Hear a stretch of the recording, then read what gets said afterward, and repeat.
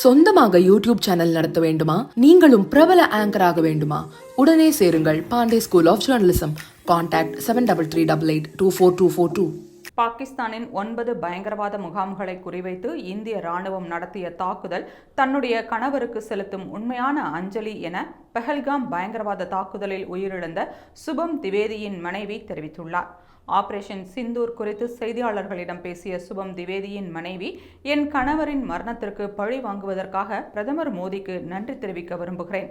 எனது முழு குடும்பமும் பிரதமர் மோடியின் மீது நம்பிக்கை வைத்திருந்த நிலையில் அவர் பாகிஸ்தானுக்கு பதிலடி கொடுத்ததன் மூலம் எங்கள் நம்பிக்கையை உயிர்ப்புடன் வைத்திருக்கிறார்.